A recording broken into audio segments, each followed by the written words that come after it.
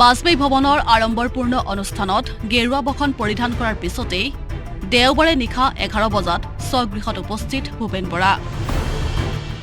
ৰাজ্যিক বিজেপিয়ে প্ৰদেশ কংগ্ৰেছৰ প্ৰাক্তন সভাপতিগৰাকীক কাৰ্যনিৰ্বাহক সদস্যৰ মৰ্যাদাৰে দলত আঁকোৱালি লোৱাৰ পিছতেই নাৰায়ণপুৰৰ ভোগপুৰস্থিত নিজা বাসগৃহত উপস্থিত হ'ল নেতাগৰাকী। আদৰণিবিহীনভাৱেই বিহপুৰীয়াত এণ্ট্ৰি নেতাগৰাকীৰ।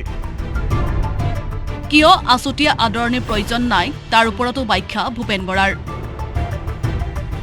মই নাই কৰা কেলে মই প্ৰাৰ্থী হোৱাই নাই, মোৰ প্ৰাৰ্থী ঘোষণা হোৱা নাই। মই বিজেপি দলৰ এতিয়া এজন কাৰ্যকৰ্তা বুলি কালি ঘোষণা হৈছে। এই কাৰ্যকৰ্তা এজনক আদৰণি জনোৱাটো ভাল হ'ব জানো? মই আদৰণি পৰ্বটো কৰিব বিচৰা নাই কেলে। 25 তাৰিখে লখিমপুৰলৈ মুখ্যমন্ত্ৰী ডাঙৰীয়া আহিব।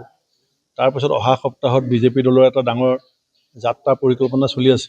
গতিকে মই এটা আছুতীয়া যাত্ৰা অকলে কৰিবলৈ ইচ্ছা নকৰিলোঁ, কাৰণ কংগ্ৰেছো ওলাব, বিজেপি ওলাব। তেতিয়াহ'লে এটা মনস্তাত্ত্বিকভাৱে কিছু অসুবিধা হ'ব পাৰে।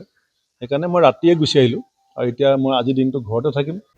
তদুপৰি বিজেপি নেতা ভূপেন বৰাই ক'লে, বিজেপি দলৰ নেতাকৰ্মীৰে অন্তৰংগ আলাপ চলি আছে। যিসকল ৰাইজ আহিব নিশ্চিতভাৱে অন্তৰংগ আলাপ আৰম্ভ হৈছে আৰু হৈ থাকিব।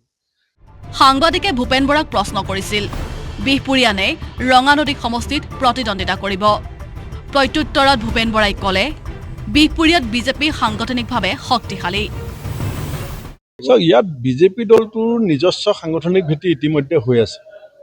আপোনাৰ যোৱা লোকসভা নিৰ্বাচন আৰু যোৱা পঞ্চায়ত নিৰ্বাচনত বিজেপি দলৰ সাংগঠনিক ভেটিৰ চাৰ্টিফিকেট আছে যে বিজেপি দল কিমান আগবাঢ়ি আছে বা কংগ্ৰেছ দলৰ পৰ্যায় কি আছে। সেইকাৰণে মই নতুনকৈ ইয়াত সংগঠন কৰিবলগীয়া নাই, মই সম্বন্ধ কৰিবলগীয়া আছে। তদুপৰি বিজেপি নেতাগৰাকীয়ে ক'লে, বিহপুৰীয়াত সংগঠন নহয়, সম্বন্ধ গঢ়িবলৈ আহিছো। বিহপুৰীয়া আৰু ৰঙানদী সন্দৰ্ভত ভূপেন বৰাই ক'লে, ৰঙানদী মোৰ পিতৃভূমি, বিহপুৰীয়া মোৰ মাতৃভূমি। বিহপুৰীয়াত মোৰ অৱদান আছে, ৰঙানদীত মোৰ অৱদান নাই। এটা হৈছে মোৰ পিতৃভূমি, এটা হৈছে মোৰ মাতৃভূমি। ৰঙানদী মোৰ পিতৃভূমি, মোৰ দেউতাৰ ঘৰ। বিহপুৰীয়া মোৰ মাতৃভূমি। বিহপুৰীয়াত মই 10 বছৰ MLA আছিলোঁ। ৰঙানদীত মই যথাসাধ্য দূৰে দূৰে সহায় কৰিবলৈ চেষ্টা কৰিছিলোঁ, কিন্তু মোৰ তেনেকুৱা অৱদান নাই। বিহপুৰীয়াত জোখমাখ কৰিলে কাৰোবাৰ দৃষ্টিভংগীত শতকৰা 10 হ'ব পাৰে, কাৰোবাৰ দৃষ্টিভংগীত 50 হ'ব পাৰে, কিন্তু কিছু অৱদান মোৰ আছে। বিহপুৰীয়াৰ ভৌগোলিক ৰাজনীতি সন্দৰ্ভত প্ৰতিক্ৰিয়া প্ৰকাশ কৰি গৃহমন্ত্ৰী অমিত শ্বাহৰ প্ৰশংসাত পুনৰ পঞ্চমুখ ভূপেন বৰা।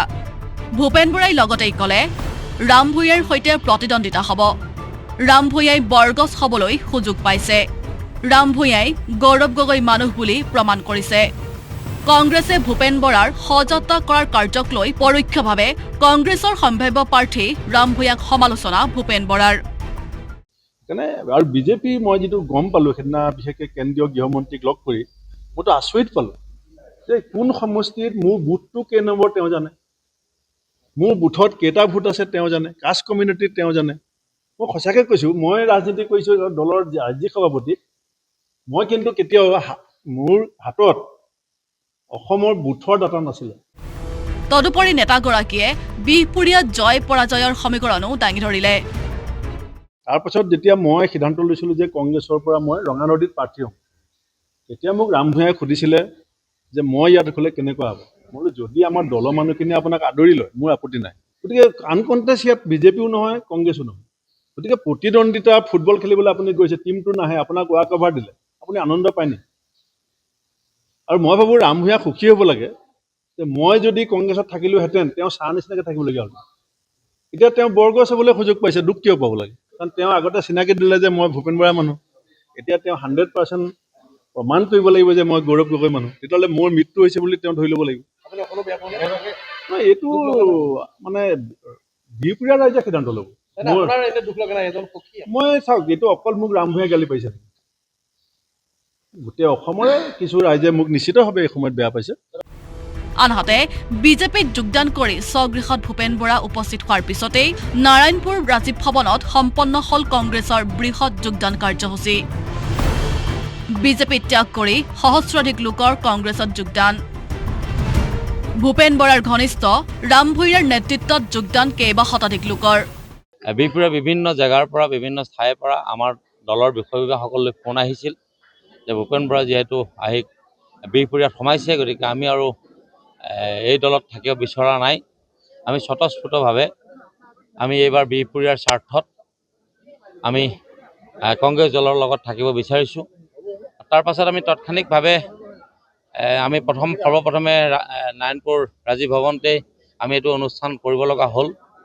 আপোনালোকে সকলোৱে দেখিছে ইয়াত কিমানখিনি মানুহ আমাৰ লগত আহি আজি আমাৰ কংগ্ৰেছ দলৰ প্ৰতি আৰু বিহপুৰীয়াৰ স্বাৰ্থত আহি আমাৰ লগ লাগিছে।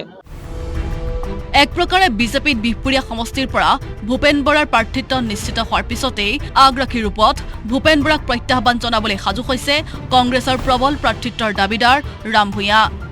উল্লেখ্য যে ২৬ৰ নিৰ্বাচনত ১২৬ সমষ্টিৰ ভিতৰত এইবাৰ বিহপুৰীয়া সমষ্টিত দৃষ্টি নিবদ্ধ হ'ব সচেতন ৰাজনৈতিক মহলৰ। নাৰায়ণপুৰৰ পৰা চন্দন শইকীয়া আৰু বিহপুৰীয়াৰ পৰা বুলটন গগৈৰ ৰিপৰ্ট, আছাম টক্স।